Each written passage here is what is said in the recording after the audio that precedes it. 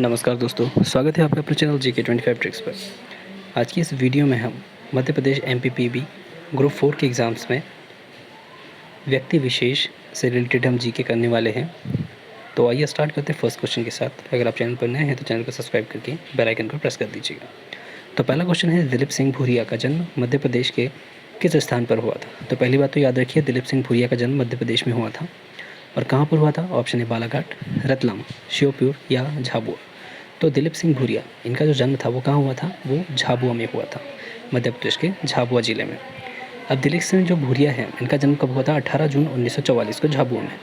और वह रतलाम निर्वाचन क्षेत्र के लोकसभा के पूर्व सदस्य थे। कौन थे ये? लोकसभा के पूर्व सदस्य। अगला प्रश्न है, निम्नलिखित में से किस महिला राजनेता को मध्य प्रदेश में बुआ जी के नाम से जाना जाता है? ऑप्शन है उमा भारती, सुमित्रा महाजन, जमुना देवी या आनंदीबेन पटेल। तो कौन सी महिला राजनेता है? वो है जमुना देवी। जमुना देवी को बुआ जी के नाम से जाना जाता था। जमुना देवी मध्य प्रदेश से भारतीय राष्ट्रीय कांग्रेस पार्टी की नेता थी। वह मध्य प्रदेश विधानसभा की सदस्य थी और उन्हें विपक्ष के नेता और राज्य के उप मुख्यमंत्री जो थे उनके रूप में उन्होंने जो है काम किया था, उप मुख्यमंत्री के रूप में। अगला प्रश्न है, मध्य प्रदेश के किस प्रसिद्ध व्यक्तित्व को बुलेट कहा जाता है? ऑप्शन है शंकर लक्ष्मण, विजयराज सिंधिया, आचार्य केशवदास या अनिल काकोडकर। तो मध्य प्रदेश की कौन सी प्रसिद्धि थी जिन्हें बुलेट कहा जाता था? तो वो थे शंकर लक्ष्मण। यानी फर्स्ट वाला जो ऑप्शन है शंकर लक्ष्मण, उन्हें बुलेट कहा जाता था। तो याद रखिएगा, मध्य प्रदेश के शंकर लक्ष्मण को बुलेट कहा जाता था। मानद कप्तान शंकर लक्ष्मण 7 जुलाई 1933 को इनका जन्म हुआ था और 29 अप्रैल 2006 को इनका देहांत हो गया था। ये एक भारतीय हॉकी खिलाड़ी थे। वह 1956, 1960 और 1964 के ओलंपिक में भारतीय टीम के गोलकीपर थे। उन्होंने 2 स्वर्ण पदक और 1 रजत पदक जीता था। वह अंतर्राष्ट्रीय हॉकी टीम के कप्तान बनने वाले पहले गोलकीपर थे और उन्होंने भारत सरकार द्वारा अर्जुन पुरस्कार और पद्मश्री से भी सम्मानित किया गया है। तो याद रखिएगा, इंपॉर्टेंट क्वेश्चन। अगला प्रश्न है, मध्य प्रदेश के किस व्यक्तित्व को गुरुजी के नाम से जाना जाता था? तो जितने भी हम नाम आपको बता रहे हैं वो आप बिल्कुल याद रखिएगा, क्योंकि इस तरह के क्वेश्चन आपसे पूछे जाएंगे। तो गुरुजी किन्हें कहा जाता था? ऑप्शन है राजकुमार वर्मा, नाथुराम प्रेमी, विष्णु दिनकर चिंचालकर या माखनलाल चतुर्वेदी।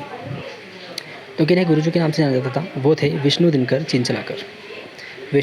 चिंचालकर। ऑप्शन 3। विष्णु चिंचलकर एक विलक्षण कलाकार थे। अपने शानदार करियर के चरम पर वह गांधी जी से प्रेरित थे। उन्होंने चकाचौंध युक्त दुनिया को त्याग दिया था। उन्हें सार्वभौमिक रूप से गुरुजी कहा जाता था। तो जो गुरुजी है वो विष्णु चिंचलकर को कहा जाता था। अगला प्रश्न है, ईश्वर पांडे निम्नलिखित में से किस खेल से संबंधित है? ऑप्शन है क्रिकेट, फुटबॉल, हॉकी या बैडमिंटन। ईश्वर पांडे, तो जो ईश्वर पांडे थे वो किससे थे? क्रिकेट से रिलेटेड थे ये। तो ऑप्शन फर्स्ट वाला जो है राइट आंसर है ईश्वर चंद, क्रिकेट। ईश्वर चंद पांडे एक पूर्व भारतीय क्रिकेटर जो मध्य प्रदेश के लिए खेलते थे। वह दाएं हाथ के मध्यम तेज गेंदबाज थे जो 2012-13 की रणजी ट्रॉफी के अग्रणी विकेट लेने वाले गेंदबाज थे, यानी इंपॉर्टेंट गेंदबाज। अगला प्रश्न है, निम्नलिखित में से कौन मध्य प्रदेश के पहले पुलिस महानिदेशक डीजीपी थे?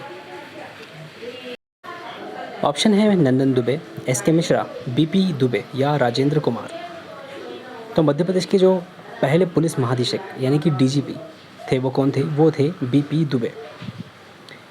मध्य प्रदेश पुलिस के महानिदेशक डीजीपी मध्य प्रदेश के सर्वोच्च रैंकिंग वाली पुलिस है और डीजीपी मध्य प्रदेश में सबसे वरिष्ठ आईपीएस अधिकारी होता है। तो ये भी याद रखिएगा। अगला प्रश्न है, नोबेल पुरस्कार विजेता कैलाश सत्यार्थी किस गैर सरकारी संगठन से जुड़े थे? ऑप्शन है जंगल सुरक्षा आंदोलन, गण शिक्षा अभियान, बचपन बचाओ आंदोलन या बेटी बचाओ अभियान। तो नोबेल पुरस्कार विजेता कैलाश सत्यार्थी थे, वो किससे थे? वो बचपन बचाओ आंदोलन से जुड़े हुए थे।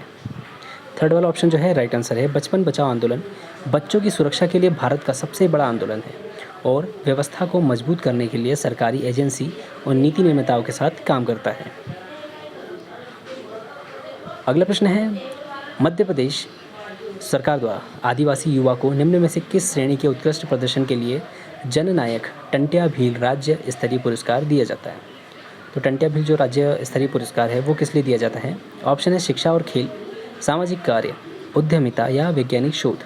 तो टंट्या भील जो जननायक थे, जो सामाजिक कार्यकर्ता थे टंट्या भील, वो जो पुरस्कार है वो किस में दिया जाता है? शिक्षा और खेल के लिए दिया जाता है। फर्स्ट वाला ऑप्शन जो है राइट आंसर है शिक्षा और खेल। टंट्या भील। टंट्या भील का जन्म जो है 1842 के पश्चिमी निमाड़ के विरी गांव में हुआ था, तो ये भी याद रखिएगा। अगला प्रश्न है अटल बिहारी वाजपेयी का जन्म निम्नलिखित में से किस राज्य में हुआ था? ऑप्शन है मध्य प्रदेश, महाराष्ट्र, बिहार या उत्तर प्रदेश। तो अटल बिहारी वाजपेयी का जो जन्म हुआ था वो कहाँ हुआ था? वो मध्य प्रदेश में हुआ था, मध्य प्रदेश के ग्वालियर क्षेत्र में। अटल बिहारी वाजपेयी का जन्म 25 दिसंबर 1924 को मध्य प्रदेश के ग्वालियर में हुआ था। अब इनका जन्म याद रखने का सबसे सही जो डेट है वो 25 दिसंबर, आपको पता है क्रिसमस होता है इस दिन, तो उसी दिन जो है इनका जन्मदिन है, तो याद रखिएगा। वह एक हिंदी कवि, पत्रकार और प्रख्यात वक्ता थे।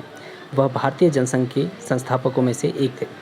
इसके अलावा आपको और बताना है, आप हमें कमेंट करके बताइएगा कि जो अटल बिहारी वाजपेयी थे इसके अलावा वो क्या थे। ऑप्शन न्यायमूर्ति एस हियादतुल्ला निम्नलिखित में से किस राज्य से पहले मुख्य न्यायाधीश के रूप में कार्य किया? मतलब न्यायमूर्ति जो थे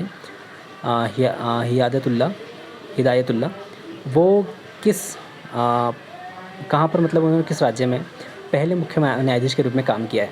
ऑप्शन है उत्तर प्रदेश, राजस्थान, मध्य प्रदेश या झारखंड। तो हिदायतुल्ला जो है वो सर्वप्रथम जो मुख्य न्यायाधीश बने थे वो मध्य प्रदेश के बने थे। थर्ड वाला ऑप्शन जो है राइट आंसर है। नवंबर 1956 में न्यायाधीश एम हिदायतुल्ला को मध्य प्रदेश उच्च न्यायालय के पहले मुख्य न्यायाधीश के रूप में नियुक्त किया गया था, तो ये भी याद रखिएगा। तो ये थे हमारे टॉप 10 क्वेश्चंस।